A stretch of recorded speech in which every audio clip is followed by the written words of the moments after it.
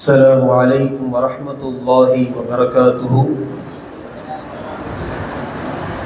نحمده ونصلي على رسوله الكريم أما بعد فقد قال الله تعالى في القرآن العظيم كنتم خير أمة أخرجت للناس صدق الله العظيم. எல்லா புகழும் புகழ்ச்சியும் அல்லாஹ்வுக்கே உரித்தாகட்டுமாக. கண்ணியத்திற்குரித்தான மாணவ சகோதரர்களே, அல் குர்ஆனில் அல்லாஹ் ஜல்ல ஜலாலஹு தன்னை பிரகடனம் செய்கின்ற பொழுது மாலிகல் முல்க், அரசாட்சிகளுக்கெல்லாம் தான் அதிபதி என்று அல்லாஹ் சொல்கிறான். நீண்ட ஒரு வசனம் அது. ஆட்சி அதிகாரங்கள் கொடுக்கப்படுவதும் அதிகார பீடங்களை விட்டும் அகற்றப்படுவதும் அல்லாஹ்வின் கரத்திலே இருக்கிறது. நமக்கான சிறந்த ஆட்சி எது என்று பியதிகல் கைர், அது அல்லாஹ்வுடைய கடமை இருக்கிறது. தேர்தல் முடிவுகள் வரவிருக்கின்ற இந்த வேளையிலே அல்லாஹ்விடத்திலே அதிகமாக நாம் கடமையேற்ற வேண்டும். தமிழகத்திலே 17வது சட்டமன்ற தேர்தல் உட்பட 5 தென் மாநிலங்களின் தேர்தல் முடிந்து முடிவுகள் வரவிருக்கிறது. சாதிய உணர்வுகளை, மத உணர்வுகளை தூண்டி சமூக ஒற்றுமையை சிதைக்க வேண்டும் என்று நினைக்கக்கூடிய அத்துணை சக்திகளுக்கும் இந்த தேர்தல் முடிவு ஒரு சவுக்கடியாக இருக்க வேண்டும். ஜனநாயக கடமை அதிகமாக நாம் சில நாட்களாக கேட்டுக் கொண்டிருக்கிறோம். இந்த இந்திய தேசம் இருக்கிறதே 5 அடிப்படை தூண்களில் கட்டமைக்கப்படுகிறது. இறையாண்மை, சமூக நீதி, மதச்சார்பின்மை, ஜனநாயகம், குடியரசு. இந்த 4வதாக இருக்கக்கூடிய ஜனநாயகம், டெமோக்ரசி. இந்தியாவில் வாழக்கூடிய, கடைக்கோடியில் வாழக்கூடிய ஒருவனுக்கும் தன்னை ஆளுகின்ற அரசை தேர்ந்தெடுக்கும் உரிமையை இந்த தேசம் கொடுத்திருக்கிறது. எனவே தான் ஜனநாயகத்துவப்படுத்தப்பட்ட தேசம் என்று நாம் சொல்கிறோம். மேலானவர்களே, ஒரு அரசு சர்வாதிகார போக்கை கையாளுகின்ற பொழுது மக்களுக்கான முதல் ஆயுதம் என்னவென்றால் வாக்குரிமை தான். சில ஆண்டுகளுக்கு முன்பதாக குடியுரிமை திருத்த சட்டம் கொண்டு வரப்பட்டது. அதற்கான முதல் நோக்கம், முதல் அஜெண்டா என்னவென்றால் மக்களின் வாக்குரிமையை பறிக்க வேண்டும் என்பது தான். ஆச்சரியமாக இருக்கலாம், ஒரு நாட்டின் ஒரு குறிப்பிட்ட சமூகத்தின் குடியுரிமை கேள்விக்குறியாகின்ற பொழுது முதலில் அந்த மக்களின் வாக்குரிமை தான் கை வைக்கப்படும். வாக்குரிமை பறிக்கப்பட்டால் அந்த மக்களின் அடிப்படை உரிமைகள் மறுக்கப்படும். அப்படி மறுக்கப்படுகின்ற பொழுது சொந்த தேசத்திலே அவர்கள் அகதிகளாக மாற்றப்படுவார்கள். ஆப்பிரிக்காவிலே இன்றும் அதுதான் நடந்து கொண்டிருக்கிறது. அந்த சட்டம், குடியுரிமை சட்டம் பெரிதும் அவர்களுக்கு கை கொடுக்கவில்லை. அதன் மாற்று வடிவமாகத்தான் எஸ்ஐஆர் திருத்தம் போன்றவைகள் எல்லாம் கொண்டு வரப்பட்டிருக்கிறது. பல மாநிலங்களிலே இஸ்லாமிய சிறுபான்மை சமூக மக்களின் பல லட்சக்கணக்கான மக்களின் வாக்குரிமை பறிக்கப்பட்டிருக்கிறது. தேர்தல் அதிகாரியை மாற்ற கோரி பாராளுமன்றத்திலே 130க்கும் மேற்பட்ட எம்பிக்கள் கோரிக்கை வைத்த பொழுது பெரும்பான்மை இல்லாத காரணத்தால் அது விவாதிக்கப்படாமல் குப்பையில் வீசப்படுகிறது. ஜனநாயகம் குறித்த இந்த தேசத்திலே புகைக்கப்படுகிறது. வாக்குரிமை எவ்வளவு தனித்துவமானது என்பதை நாம் விளங்கிக் கொள்ள கடமைப்பட்டிருக்கிறோம். நம்மிடத்திலே, இஸ்லாமிய சமூக மக்களிடத்திலே ஒரு புரிதல் இருக்கிறது. என்னவென்றால், எதற்காக வேண்டி நாம் வாக்களிக்க வேண்டும்? ஊழல்வாதிகள், திருடர்கள் தானே மாறி மாறி ஆட்சியில் அமர்கிறார்கள். நான் ஏன் வாக்களிக்க வேண்டும்? இஸ்லாம் அல்லாத ஒருவருக்கு நான் ஏன் வாக்களிக்க வேண்டும் என்ற ஒரு முரணான தத்துவம் நம்மிடத்திலே பரப்பப்படுகிறது. மிகவும் ஆபத்தானது. ஒரு 100 நபர்கள் இதே எண்ணத்தில் வாக்களிக்காமல் இருந்தால் ஒரு இஸ்லாமியருக்கு ஆதரவான ஒரு வேட்பாளரை இந்த சமூகம் இழக்க நேரிடும் என்பதை நாம் மறந்துவிடக் கூடாது. அவ்வளவு முக்கியமான இந்த வாக்குரிமை.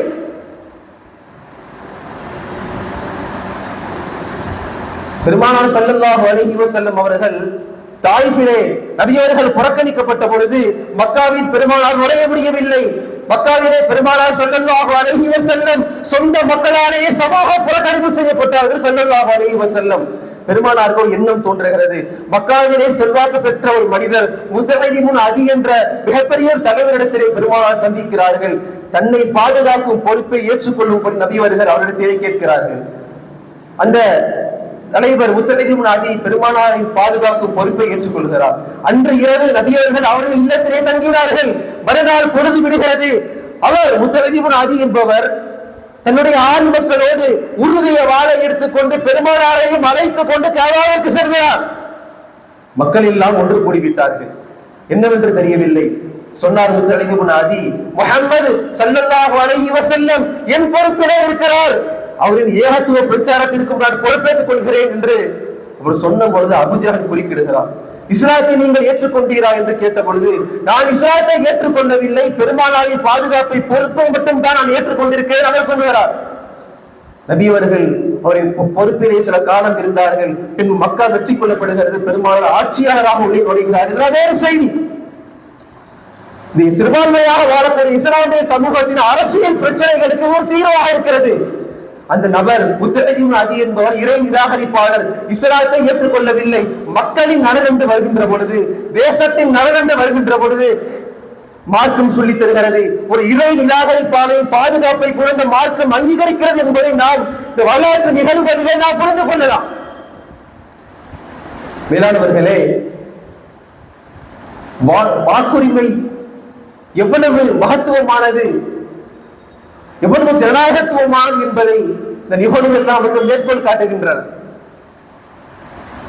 இஸ்லாமிய சமூகம் மற்ற மக்களின் பார்வையில் இஸ்லாமிய சமூகம் எப்படி இருக்கிறது? நம்முடைய உடைமைகளும் ஆட்சி அதிகாரம், நம்முடைய உடைமைகளின் பாதுகாப்பும் இந்த ஆட்சி நன்றாக இருக்கும் என்று நாம் இவர்களுக்கு வாக்களிக்கலாம், அவர்களுக்கு வாக்களிக்கலாம் என்று இந்த சமூகம் பயத்திலே ஆழ்ந்து கொண்டிருக்கிறது.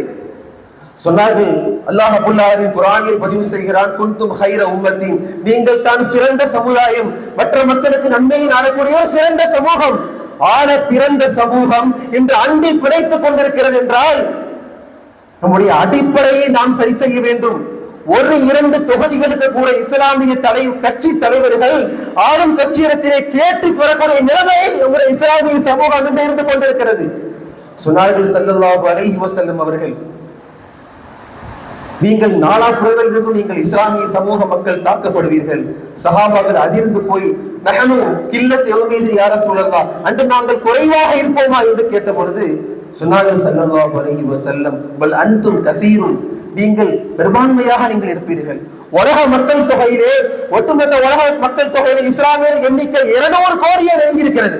நாம் தான் உலக அளவிலே பெரும்பான்மையாக இருக்கிறோம். ஆனால் நாம் தான் பாதுகாப்புக்கு சூழலில் வாழ்ந்து கொண்டிருக்கிறோம். இந்திய தேசத்திலே 15% இஸ்லாமியர்கள் இருக்கிறோம். ஆனால் வெறும் 3% இருக்கக்கூடிய பார்ப்பன ஆரிய வந்தேரிகளால் நாம் ஒடுக்கப்படுகிறோம். அதிகார பீடங்களிலே இருந்து கொண்டு நம்மை அழிக்கக்கூடிய அத்தனை வேலைகளையும் பார்ப்பன ஆரிய வந்தேரிகள் மிக கச்சிதமாக செய்து கொண்டே இருக்கிறார்கள். என்ன காரணம்? சொன்னார்கள் ஸல்லல்லாஹு அலைஹி வஸல்லம், ஓடையில் அடித்து வரப்பட்ட கழிவுகளை போல நீங்கள் இருப்பீர்கள் என்றார்கள். நம்ம புரிதலுக்கு சொல்ல வேண்டும் என்றால், குப்பைகளை போல இந்த சமூகம் இருக்கும் என்றார்கள் ஸல்லல்லாஹு அலைஹி வஸல்லம். சஹாபாக்கள் எல்லாம் அதிர்ந்து போனார்கள். என்ன காரணம்? நம்மிடத்திலே ஈமான் இருக்கும், ஈமானிய வாழ்வியல் நெறிமுறை நம்மிடத்திலே இருக்காது. இஸ்லாம் இருக்கும், இஸ்லாமிய வாழ்வியல் நெறிமுறை நம்மிடத்திலே இருக்காது. முதல் சருகல், முதல் கோல் என்னவென்றால், இந்த சமூகம் பதவிக்கும் தலைமைத்துவத்திற்கும் இந்த சமூகம் ஆசைப்பட்டது. ஒரே தலைமைத்துவம் என்ற அந்த கைத்தை இந்த சமூகம் இழந்து விட்டது. பல தலைமைத்துவத்தின் கீழ் நாம் இருந்து கொண்டிருக்கிறோம். இந்த நாட்டின் முதலமைச்சர் சென்னை கலைவாணர் அரங்கத்திலே நடைபெற்ற ஒரு மேலான வேலையிலே இந்த நாட்டின் மாநிலத்தின் முதலமைச்சர் சொல்கிறார், இஸ்லாமிய தலைவர்கள் எல்லாம் கூடி அமர்ந்திருக்கிறார்கள். சொன்னார் முதலமைச்சர், ஒரே அணியின் கீழ் நீங்கள் ஒன்று தேடுங்கள், அதுதான் உங்களுக்கான இஸ்லாமியர்களுக்கான பலம் என்று அவர் சொல்கிறார். சிறந்த தத்துவத்தை, சிறந்த இஸ்லாம் என்ற சிறந்த கோட்பாடு நம்மிடத்திலே இருக்கின்ற பொழுது இவர் ஒரு பிற்போக்குத்தனமான ஒரு வாழ்வியலிலே அரசியல் கட்டமைப்பில் இந்த சமூகம் இருக்கிறது என்றால் இந்த சமூகம் சிந்தித்து பார்க்க வேண்டும். சொன்னார்கள் ஸல்லல்லாஹு அலைஹி வஸல்லம், என்ன காரணம் என்றால், அல்லாஹ் ரப்பல் ஆலமீன் நம்முடைய எதையோ உள்ளங்களில் இருந்து நம் மீது உண்டான அந்த பயம் கலந்த கண்ணியத்தை அல்லாஹ் அகற்றி விடுவான். எல்லா புறங்களிலும் சமூகம் தாக்கப்படும். யானவர்களே, உள்ளங்களிலே வகம் தொற்று இருக்கும். உலக மோகங்களின் பார்ந்த சமூகம் சென்று கொண்டிருக்கும்.